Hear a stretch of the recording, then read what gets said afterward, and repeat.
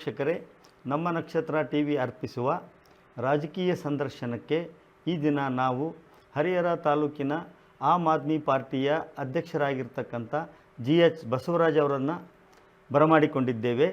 ಬನ್ನಿ ಅವರೊಂದಿಗೆ ಇತ್ತೀಚಿನ ರಾಜಕೀಯ ಚರ್ಚೆ ಮತ್ತು ಚುನಾವಣೆಯ ಬಗ್ಗೆ ಕೆಲವೊಂದು ಪ್ರಶ್ನೆಗಳನ್ನು ಕೇಳೋಣ. ಸರ್ ನಮಸ್ಕಾರ. ಸರ್ ನಮಸ್ತೆ. ನಕ್ಷತ್ರ ಟಿವಿ ವಾಹಿನಿಗೆ ತಮಗೆ ಸ್ವಾಗತ. ಈ ಬಾರಿಯ ಲೋಕಸಭಾ ಚುನಾವಣೆಗೆ ರಾಷ್ಟ್ರೀಯ ಮಟ್ಟದಲ್ಲಿ INDA ಇಂಡಿಯಾ ಒಕ್ಕೂಟದಲ್ಲಿ ಆಮ್ ಆದ್ಮಿ ಪಾರ್ಟಿಯು ಮೈತ್ರಿ ಒಪ್ಪಂದ ಮಾಡಿಕೊಂಡಿದ್ದು, ಈ ವಿಚಾರವಾಗಿ ತಮ್ಮ ಅಭಿಪ್ರಾಯ ಏನು ಹೇಳ್ತೀರಿ?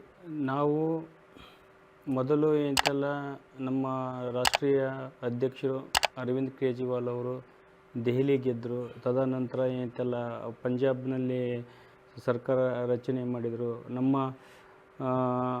ರಾಜ್ಯಸಭಾ ಸದಸ್ಯರಿದ್ದಾರೆ, MP ಇದ್ದಾರೆ. ನಾವು ನಮ್ಮ ದೇಶದಲ್ಲಿ ಮೂರನೇ ಒಂದು ಪಕ್ಷ ಆಗಿ ಹೊರಹೊಮ್ಮೈತಿ ನಮ್ಮ ಆಮ್ ಆದ್ಮಿ ಪಾರ್ಟಿ. ನಾವು ಈ ಒಂದು BJPನ ಈ ಸರ್ವಾಧಿಕಾರಿ BJPನ ಇಂತೆಲ್ಲ ಸಂವಿಧಾನ ಉಳಿಸ್ಬೇಕು ಅಂತೇಳಿ ಅರವಿಂದ್ ಕೇಜ್ರಿವಾಲ್ ಅವರ ದಿಟ್ಟ ನಿರ್ಧಾರ. ಕಾಂಗ್ರೆಸ್ಸು ಹಾಗೂ ಆಮ್ ಆದ್ಮಿ ನಾವು ಮೈತ್ರಿ ಮಾಡ್ಕೊಂಡಿದ್ದೀವಿ ಅಂತೇಳಿ ಹೇಳಲಿಕ್ಕೆ ಬಯಸ್ತೀನಿ. ಈಗ ರಾಷ್ಟ್ರೀಯ ಮಟ್ಟದಲ್ಲಿ ಆಮ್ ಆದ್ಮಿ ಪಾರ್ಟಿ INDA ಜೊತೆ ಮೈತ್ರಿ ಮಾಡಿಕೊಂಡಿದೆ.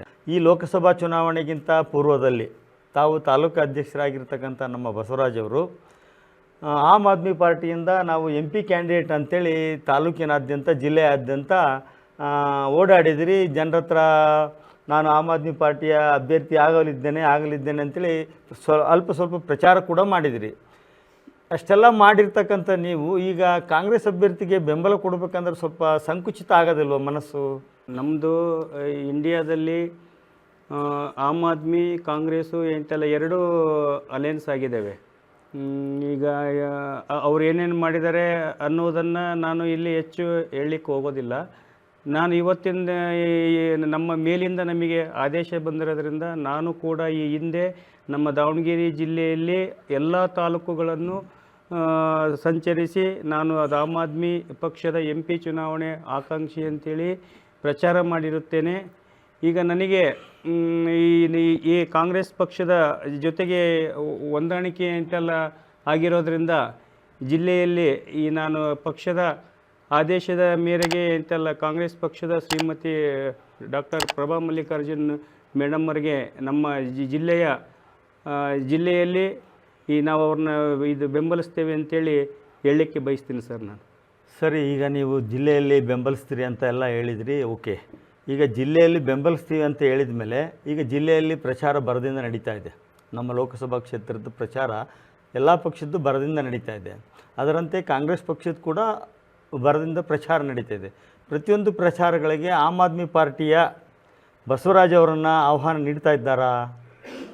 ಈ ನಮ್ಮ ತಾಲೂಕಿನಲ್ಲಿ ತಾಲೂಕು ಎಂತೆಲ್ಲದ ಅಧ್ಯಕ್ಷರು ಹಾಗೂ ನಮ್ಮ ಕಾಂಗ್ರೆಸ್ ಮುಖಂಡರು ಶ್ರೀ ನಂದಿಗವಿ ಸೀನಣ್ಣ ಅವರು ಎಲ್ಲರೂ ಫೋನ್ ಮಾಡಿ ನಾವು ಎಲ್ಲೆಲ್ಲಿ ಎಂತೆಲ್ಲ ಪ್ರಚಾರದ ವೇಳೆ ಹಾಗೂ ಹಳ್ಳಿಗಳಲ್ಲಿ ಪ್ರಚಾರಕ್ಕೆ ಹೋಗ್ತಾ ಇದ್ದೀವಿ ಅಂತೇಳಿ ತಾವು ಕೂಡ ಭಾಗವಹಿಸ್ಬೇಕು ಅಂತೇಳಿ ಕರೆ ಮೇರೆಗೆ ನಾವು ಎಲ್ಲ ಕಡೆಗೆ ಭಾಗವಹಿಸ್ತಾ ಇದ್ದೇನೆ. ಅವರಿಗೆ ಪಕ್ಷದ ಪರವಾಗಿ ನಾನು ಸೀನಣ್ಣ ಅವರಿಗೆ ಧನ್ಯವಾದಗಳು.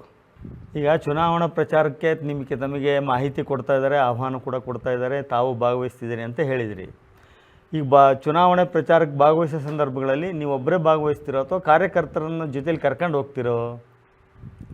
ನಮ್ಮ ಆಮ್ ಆದ್ಮಿ ಪಕ್ಷದ ಮುಖಂಡರು, ಸಮಾಜ ಸೇವಕರು ಹಾಗೂ ಅಭ್ಯರ್ಥಿ ಗಣೇಶ್ ಕೆ ದುರ್ಗ ನ್ಯಾಯವಾದಿಗಳು ಹಾಗೂ ನಾನು ನಮ್ಮ ನಗರ ಘಟಕ ಅಧ್ಯಕ್ಷರು ನನ್ನ ಎಲ್ಲ ಪದಾಧಿಕಾರಿಗಳನ್ನು ಕರ್ಕೊಂಡು ನಾವು ಚುನಾವಣೆ ಪ್ರಚಾರಕ್ಕೆ ಹೋಗ್ತಾ ಇದ್ದೀವಿ. ಈಗ ಚುನಾವಣೆ ಪ್ರಚಾರ ಮಾಡ್ತಾ ಇದ್ದೀರಿ. ಓಕೆ, ಈಗ ಜಿಲ್ಲೆಯಲ್ಲಿ 8 ತಾಲೂಕುಗಳಿದ್ದಾವೆ. ಎಲ್ಲ ತಾಲೂಕಿನಲ್ಲೂ ಆಮ್ ಆದ್ಮಿ ಪಕ್ಷದ ಕಾರ್ಯಕರ್ತರು ಆ ತಾಲೂಕಿನ ಅಧ್ಯಕ್ಷರುಗಳು ಸಕ್ರಿಯವಾಗಿ ಕಾಂಗ್ರೆಸ್ ಜೊತೆ ಪ್ರಚಾರಕ್ಕೆ ಭಾಗವಹಿಸ್ತಾ ಇದ್ದಾರಾ? ಖಂಡಿತ. ನಮ್ಮ ಜಿಲ್ಲೆಯ ಜಿಲ್ಲಾಧ್ಯಕ್ಷರು ಜಗಳೂರು, ಮಾಯಕೊಂಡ, ಚನ್ನಗಿರಿ, ಹರಿಹರ, ಹೊನ್ನಾಳಿ, ದಾವಣಗೆರೆ ಉತ್ತರ, ದಾವಣಗೆರೆ ದಕ್ಷಿಣ ಈ ಎಲ್ಲ ತಾಲೂಕಿನಲ್ಲೂ ನಮ್ಮ ಆಮ್ ಆದ್ಮಿ ಪಕ್ಷದ ತಾಲೂಕು ಅಧ್ಯಕ್ಷರಿದ್ದಾರೆ. ಆಮೇಲೆ ಪದಾಧಿಕಾರಿಗಳಿದ್ದಾರೆ. ಎಲ್ಲರೂ ಇವತ್ತು ಕಾಂಗ್ರೆಸ್ಸಿಗೆ ಅಂತೆಲ್ಲ ಅವರು ಸಕ್ರಿಯವಾಗಿ ಪಾಲ್ಗೊಂಡು ಈ ಒಂದು ಚುನಾವಣೆ ಪ್ರಚಾರದಲ್ಲಿ ಅವರು ಕೂಡ ಭಾಗವಹಿಸ್ತಾ ಇದ್ದಾರೆ. ಈಗ ಬಿ ಜೆ ಪಿ ಮತ್ತು ಜೆ ಡಿ ಎಸ್ ಅಲಯನ್ಸ್ ಆಗಿದೆ ಈ ಲೋಕಸಭೆ ಎಲೆಕ್ಷನ್ಗೆ. ಅವರು ತಮ್ಮ ಭಾಷಣಗಳಲ್ಲಿ ಹೇಳ್ತಾಕಿರ್ತಕ್ಕಂಥ ಮಾಹಿತಿ ಏನಪ್ಪ ಅಂದರೆ, ನಮ್ಮ ಈ ಅಲಯನ್ಸ್, ನಮ್ಮ ಈ ಮೈತ್ರಿ ಬರೀ ಇದು ಒಂದು ಲೋಕಸಭೆ ಎಲೆಕ್ಷನ್ಗೆ ಅಷ್ಟೇ ಅಲ್ಲ, ಮುಂಬರುವ ತಾಲೂಕು ಪಂಚಾಯಿತಿ, ಜಿಲ್ಲಾ ಪಂಚಾಯಿತಿ, ನಗರಸಭೆ, ಪುರಸಭೆ ಚುನಾವಣೆಗಳಿಗೂ ಸಹ ಮುಂದುವರಿಯುತ್ತೆ ಅಂತ ಹೇಳ್ತಾ ಇದ್ದಾರೆ. ಈಗ ನಿಮ್ಮದು ಆಮ್ ಆದ್ಮಿ ಪಾರ್ಟಿದು INDA ಒಕ್ಕೂಟದಲ್ಲಿ ಮುಂದೆ ಬರ್ತಕ್ಕಂಥ ತಾಲೂಕು ಪಂಚಾಯಿತಿ, ಜಿಲ್ಲಾ ಪಂಚಾಯಿತಿ, ನಗರಸಭೆ, ಪುರಸಭೆಗಳಿಗೂ ಮುಂದುವರಿತತ್ತಾ? ಇವತ್ತು ಏನಾಗಿದೆ ಅಂದರೆ, ನಮ್ಮ ಇಂಡಿಯಾದಲ್ಲಿ ಲೋಕಸಭಾ ಚುನಾವಣೆಗೆ ಮಾತ್ರ ಎಂತೆಲ್ಲ ನಮಗೆ ಅಲಯನ್ಸನ್ನು ಮಾಡ್ಕೊಂಡಿದ್ದೀವಿ. ನೀವು ಕಾಂಗ್ರೆಸ್ ಪಕ್ಷದ ಅಭ್ಯರ್ಥಿಗೆ ನೀವು ಪ್ರಚಾರ ಮಾಡಿ ಅವ್ರ ಗೆಲುವಿಗೆ ಸಹಕರಿಸ್ಬೇಕು ಅಂತೇಳಿ ನಮಗೆ ಮೇಲಿಂದ ಆದೇಶ ಬಂದತಿ. ಮುಂದೆ ನಾವು ಜಿಲ್ಲಾ ಪಂಚಾಯಿತಿ, ತಾಲೂಕು ಪಂಚಾಯಿತಿ, ಇಲ್ಲಿ ನಗರಸಭೆ ಏನಾದರೂ ಅದೇ ಥರ ನೀವು ಹೊಂದಾಣಿಕೆಯಿಂದ ಮಾಡ್ಕೊಂಡು ಹೋಗ್ರಿ ಅಂದಾಗ ಮಾತ್ರ ನಾವು ಮುಂದುವರಿತೀವಿ. ಇಲ್ಲ ಇದು ಇಲ್ಲಿಗೆ ಲೋಕಸಭೆ ಚುನಾವಣೆಗೆ ಕೊನೆ ಆದರೂ ಆಗ್ಬೋದು ಅಂತ ನನ್ನ ಅನಿಸಿಕೆ. ಮುಂದೆ ಮೇಲಿನ ಆದೇಶ ನೋಡ್ಕೊಂಡು ಮುಂದುವರಿತೀವಿ. ಇದು ಮೇಲಿಂದ ಆದೇಶ ನೋಡಿಕೊಂಡು ಆಮೇಲೆ ನಾವು ಮುಂದುವರಿಬೇಕಾಗುತ್ತೆ. ಈ ಕಳೆದ ವಿಧಾನಸಭೆ ಎಲೆಕ್ಷನ್ನಲ್ಲಿ ನೀವು ಕಾಂಗ್ರೆಸ್ ವಿರುದ್ಧವಾಗಿ ಕೆಲಸ ಮಾಡಿದಿರಿ, ಕಾಂಗ್ರೆಸ್ ವಿರುದ್ಧವಾಗಿ ಸ್ಪರ್ಧೆ ಮಾಡಿದಿರಿ. ಈಗ ಕಾಂಗ್ರೆಸ್ ಪರವಾಗಿ ಕೆಲಸ ಮಾಡ್ತಕ್ಕಂಥ ಇದು ಬಂದಿದೆ, ಪರಿಸ್ಥಿತಿ ಬಂದಿದೆ. ಹೀಗಾಗಿ ನಿಮ್ಮ ಕಾಂಗ್ರೆಸ್ ಜೊತೆ ಕೆಲಸ ಮಾಡಲಿಕ್ಕೆ ನಿಮಗೆ ಈ ಕೆಲಸದಲ್ಲಿ ಖುಷಿ ತಂದಿದೆಯಾ? ಹಿಂದೆ ವಿಧಾನಸಭಾ ಚುನಾವಣೆಯಲ್ಲಿ ನಮಗೆ ಮೇಲಿಂದ ಎಂತಲ್ಲಿ ಯಾವುದು ಆದೇಶ ಇರಲಿಲ್ಲ. ನಮ್ಮ ಪಕ್ಷದ ಎಂತಲ್ಲಿ ಸಿದ್ಧಾಂತ ನಾವು ಒಪ್ಪಿ ಚುನಾವಣೆ ಎದುರಿಸಿದ್ದೀವಿ. ಈ ದಿನಗಳಲ್ಲಿ ಈ ಒಂದು ಲೋಕಸಭಾ ಚುನಾವಣೆಗೆ ನಮ್ಮ ಪಕ್ಷದ ಹೈಕಮಾಂಡ್ ಎಂತೆಲ್ಲ ಇವತ್ತು ದೇಶದಲ್ಲಿ ಎಂತೆಲ್ಲ ಅಲಯನ್ಸ್ ಆಗಿರೋದ್ರಿಂದ ಕಾಂಗ್ರೆಸ್ ಜೊತೆಗೆ ನಾವು ಎಂತೆಲ್ಲ ಜೊತೆ ಕೆಲಸ ಮಾಡಲಿಕ್ಕೆ ಖುಷಿ ತಂದಿದೆ. ಈ ಒಂದು ಮೋದಿ ಸರ್ಕಾರನ ಹಿಟ್ಲರ್ ಸರ್ಕಾರ ಎಂತೆಲ್ಲ ತೆಗೆದು ಒಗಿಲಿಕ್ಕೆ ನಮಗೊಂದು ಅವಕಾಶ ಸಿಕ್ಕಿದೆ ಅಂತೇಳಿ ನಾನು ಅನ್ಕೊತಾ ಇದ್ದೀನಿ. ಈ ಬಾರಿಯ ಲೋಕಸಭಾ ಚುನಾವಣೆಯಲ್ಲಿ ಜಿಲ್ಲೆಯಲ್ಲಿ ಆಮ್ ಆದ್ಮಿ ಪಾರ್ಟಿಯ ಯಾವ್ಯಾವ ತಾಲೂಕುಗಳಲ್ಲಿ ಪ್ರಾಬಲ್ಯ ಜಾಸ್ತಿ ಇದೆ? ಮೊದಲನೇದಾಗಿ ಹರಿಹರ ತಾಲೂಕಿನಲ್ಲಿ ನಮ್ಮದು ಪ್ರಾಬಲ್ಯ ಹೆಚ್ಚಿದೆ. ಮೇಲಾಗಿ ದಾವಣಗೆರೆ ದಕ್ಷಿಣ, ಉತ್ತರ, ಹೊನ್ನಳ್ಳಿ, ಮಾಯಕೊಂಡ ಎಲ್ಲ ತಾಲೂಕುಗಳಲ್ಲಿ ನಮ್ಮ ಆಮ್ ಆದ್ಮಿ ಪಕ್ಷದ ಕಾರ್ಯಕರ್ತರು, ಮುಖಂಡರು ಎಲ್ಲ ಕಡೆಗೆ ಪ್ರಾಬಲ್ಯ ಇದೆ. ಆ ಪ್ರಾಬಲ್ಯನ ನೀವು ಓಟಾಗಿ ಪರಿವರ್ತನೆ ಮಾಡಿ ಕಾಂಗ್ರೆಸ್ಸಿನ ಗೆಲ್ಲಿಸ್ತೀರಾ? ಖಂಡಿತ. ಎಂತೆಲ್ಲ 100% ಎಂತೆಲ್ಲ ಕಾಂಗ್ರೆಸ್ ಪಕ್ಷದ ಅಭ್ಯರ್ಥಿ ಗೆಲ್ಲೇಬೇಕು. ನಾವು ಗೆಲ್ಲಿಸಲಿಕ್ಕೆ ಅಂತ ನಾವು ಕೂಡ ಪಣ ತೊಟ್ಟಿದ್ದೀವಿ. ಈಗ INDA ಒಕ್ಕೂಟದಲ್ಲಿ ರಾಷ್ಟ್ರ ಮಟ್ಟದಲ್ಲಿ ನಿಮ್ಮ ಪಕ್ಷ ಇದಾಗಿದೆ, ಏನು ಮೈತ್ರಿ ಆಗಿದೆ. ರಾಷ್ಟ್ರ ಮಟ್ಟದಲ್ಲಿ ಆಮ್ ಆದ್ಮಿ ಪಾರ್ಟಿಗೆ ಎಷ್ಟು ಸೀಟ್ ಕೊಟ್ಟಿದ್ದಾರೆ? ನಾವು ಕೊಟ್ಟಿರ್ತಕ್ಕಂಥ ಸೀಟನ್ನು ಅಷ್ಟು ಗೆಲ್ತೀವಿ. ಕೊಟ್ಟಿರ್ತಕ್ಕಂಥ ಸೀಟನ್ನು ಅಷ್ಟು ಗೆಲ್ತೀವಿ. ಈಗ ರಾಷ್ಟ್ರ ಮಟ್ಟದಲ್ಲಿ ಇಂಡಿಯಾ ಒಕ್ಕೂಟ ಅಂತೇಳಿ ಸಪ್ರೇಟಾಗಿ ನಿಂತಿದೆ. ಇಂಡಿಯಾ ಒಕ್ಕೂಟದಿಂದ ಎಷ್ಟು ಸ್ಥಾನಗಳನ್ನು ಗೆಲ್ಲಬಹುದು? ನಾವು ಇಂಡಿಯಾ ಒಕ್ಕೂಟದಿಂದ ನಾವು ಒಂದು 300 ಸೀಟಂತರೂ ಖಂಡಿತ ಗೆಲ್ತೀವಿ. ನಾವು ಮುಂದೆ ಎಂತೆಲ್ಲ ಸರ್ಕಾರ ರಚನೆ ಮಾಡ್ತೀವಿ ಅಂತೇಳಿ ಹೇಳಲಿಕ್ಕೆ ಬಯಸ್ತಾ ಇದ್ದೇನೆ ನಾನು. ಈಗ ನೀವೇ ಹೇಳಿದಂತೆ ಮುಂದೆ INDA ಸರ್ಕಾರ, ಒಕ್ಕೂಟ ಸರ್ಕಾರ ರಾಷ್ಟ್ರ ಮಟ್ಟದಲ್ಲಿ ಆಡಳಿತ ಚುಕ್ಕಾಣಿ ಹಿಡೀತು ಅಂತ ಹೇಳ್ಕೊಳ್ರಿ. ಆ ಹಿಡಿದಂಥ ಸಂದರ್ಭಗಳಲ್ಲಿ ಕೆಲವು ನಿಮ್ಮ ಪಕ್ಷದ ಕೆಲವು ಧ್ಯೇಯ ಧೋರಣೆಗಳಿದ್ದಾವೆ, ಅವನ್ನೆಲ್ಲ ಜಾರಿಗೆ ತರಲಿಕ್ಕೆ ಪ್ರಯತ್ನ ಮಾಡ್ತೀರಾ? ನಮ್ಮದು ಆಮ್ ಆದ್ಮಿ ಪಕ್ಷದ ಸಿದ್ಧಾಂತಗಳನ್ನು ನಾವು ಮುಂದೆ ಕಾಂಗ್ರೆಸ್ ಸರ್ಕಾರದಲ್ಲಿ ನಾವು ಮನವರಿಕೆ ಮಾಡಿಕೊಡ್ತೀವಿ. ಮನವರಿಕೆ ಮಾಡಿಕೊಟ್ಟಂಥ ಪಕ್ಷದಲ್ಲಿ ನಮ್ಮ ಒಂದು ಈಡೇರಿಕೆಗಳನ್ನು ಕಾಂಗ್ರೆಸ್ ಪಕ್ಷ ಈಡೇರಿಸುತ್ತೆ ಅನ್ನೋ ಒಂದು ಭರವಸೆ ಒಳಗೆ ನಾವು ಇವತ್ತು ಅದ್ರ ಜೊತೆಗೆ ಹೊಂದಾಣಿಕೆಯಿಂದ ನಾವು ಚುನಾವಣೆ ಎದುರಿಸ್ತಾ ಇದ್ದೀವಿ. ಈಗ ಗ್ಯಾರಂಟಿಗಳ ಬಗ್ಗೆ ನಿಮ್ಮದೇನು ಅಭಿಪ್ರಾಯ ಹೇಳ್ತೀರಿ? ಗ್ಯಾರಂಟಿ ಕೊಟ್ಟಿದ್ದೇ ನಮ್ಮ ಆಮ್ ಆದ್ಮಿ ಪಕ್ಷ. ಮೊದಲನೇದು ಗ್ಯಾರಂಟಿಗಳ ಬಗ್ಗೆ ಅಂತೆಲ್ಲ ಈಗ ದೆಹಲಿಯಲ್ಲಿ ಎಲ್ಲ ಜಾತಿಯ ಜನಸಾಮಾನ್ಯರು ಗ್ಯಾರಂಟಿ ಬಂದಿರೋದ್ರಿಂದ ಇವತ್ತು ತಮ್ಮ ಜೀವನವನ್ನು ಸಸೂತ್ರವಾಗಿ ಇದನ್ನು ನಿರ್ವಹಿಸ್ತಾ ಇದ್ದಾರೆ. ಹಾಗಾಗಿ ನಮ್ಮ ಕರ್ನಾಟಕದಲ್ಲಿ ಕೂಡ ಈ ಗ್ಯಾರಂಟಿ ಮಾನ್ಯ ಸಿದ್ದರಾಮಯ್ಯ ಸಾಹೇಬರು ಎಂತೆಲ್ಲ ಡಿ ಕೆ ಶಿವಕುಮಾರ್ ಅವರು ಇದು ಕೊಟ್ಟಿದ್ದಾರೆ. ಇದು ಸರ್ಕಾರಕ್ಕೆ ಯಾವುದೇ ರೀತಿ ಆಡಳಿತ ಮಾಡೋಕ್ಕೆ ತೊಂದರೆ ಆಗಲ್ಲ, ಸಸೂತ್ರ ನಿಭಾಯಿಸ್ಕೊಂಡು ಹೋಗ್ತಾರೆ ಅಂತೇಳಿ ನಾನು ಹೇಳಲಿಕ್ಕೆ ಬಯಸ್ತೀನಿ. ಈಗ ವಿರೋಧ ಪಕ್ಷದಲ್ಲಿ ಕೆಲವರು ಹೇಳ್ತಾರೆ ಗ್ಯಾರಂಟಿ ಕಾರಣದಿಂದ ರಾಜ್ಯ ಸರ್ಕಾರದಲ್ಲಿ ಕೆಲವು ನ್ಯೂನತೆಗಳಾಗ್ತದವೆ ಅಂತ ಹೇಳ್ತಾರೆ. ಅದು ಸರಿನಾ? ಅಲ್ಲ ರೀ, ಆಮ್ ಆದ್ಮಿನ ಗ್ಯಾರಂಟಿ ಕೊಟ್ಟರು ಅಂತೇಳಿ ಚರ್ಚೆ ಮಾಡಿದರು. ಕರ್ನಾಟಕದಲ್ಲಿ ಕಾಂಗ್ರೆಸ್ ಗ್ಯಾರಂಟಿ ಕೊಟ್ಟಿದೆ ಅಂತೇಳಿ ಚರ್ಚೆ ಮಾಡಿದರು. ಇವತ್ತು ದೇಶದಲ್ಲಿ ಮೋದಿ ಗ್ಯಾರಂಟಿ ಅಂತೇಳಿ ಬಂದಿದ್ದಾವೆ. ಇದಕ್ಕೆ ತಾವೇನು ಹೇಳ್ತೀರಿ? ಅಂದರೆ ಗ್ಯಾರಂಟಿಗಳು ಮೂಲ ಪುರುಷರೇ ನೀವು ಅಂತೀರಾ?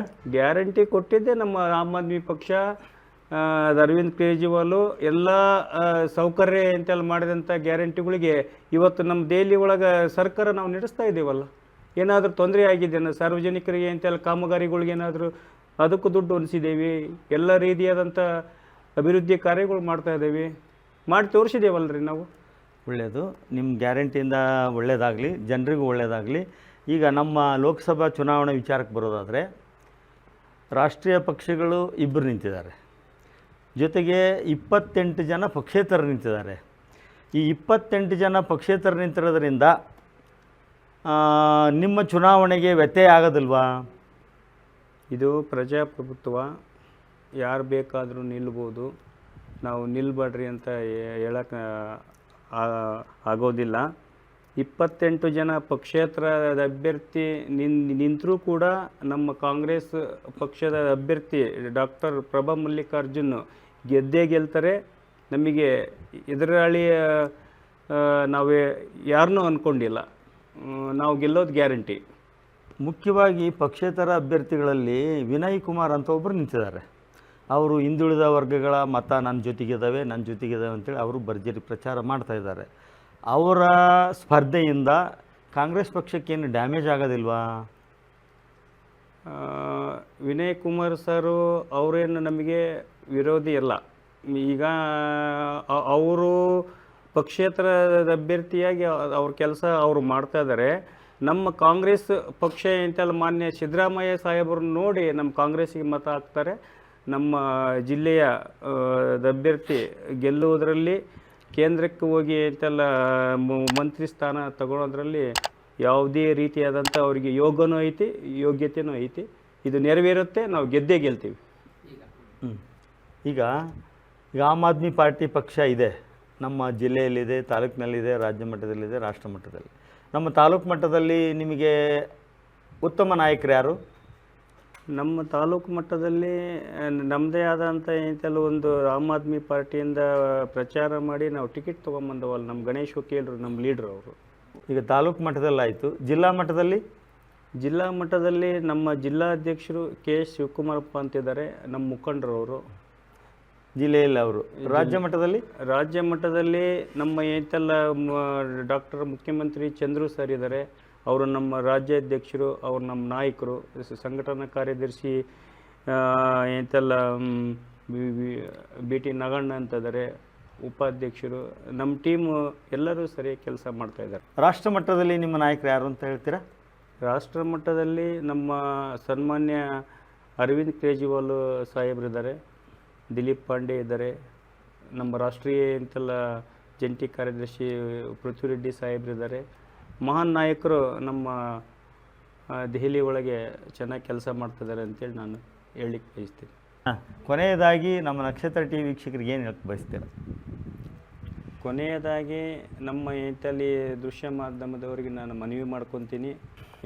ಇಂಡಿಯಾ ಒಕ್ಕೂಟನ ಇಂಡಿ ಒಕ್ಕೂಟ ಅಂತೇಳಿ ಕರೀತಾ ಇರೋದ್ರಿಂದ ತಾವು ಇಂಡಿಯಾ ಒಕ್ಕೂಟ ಅಂತೇಳಿ ಪರಿಪೂರ್ಣವಾಗಿ ಇಂತೆಲ್ಲ ಬಿತ್ತರಿಸ್ಬೇಕು ಅಂತೇಳಿ ಇದು ಗೌರವಾನ್ವಿತರಲ್ಲಿ ನಾನು ಮನವಿ ಮಾಡಿಕೊಂಡು, ಈ ನಮ್ಮ ದಾವಣಗೆರೆ ಜಿಲ್ಲೆಯ ಮತದಾರರ ದೇವರುಗಳಿಗೆ ನಮ್ಮ ಕಾಂಗ್ರೆಸ್ ಪಕ್ಷದ ಅಭ್ಯರ್ಥಿ ಪ್ರಭಾ ಮಲ್ಲಿಕಾರ್ಜುನ್ ಮೇಡಮರನ್ನ ಗೆಲ್ಲಿಸಿ ತಮ್ಮ ಸೇವೆಗೆ ಅವಕಾಶ ಮಾಡಿಕೊಡ್ಬೇಕು ಅಂತೇಳಿ ನಾನು ಕೈ ಮುಗಿದು ಎಲ್ಲರಿಗೆ ವಿನಂತಿಸಿಕೊಳ್ಳುತ್ತೇನೆ.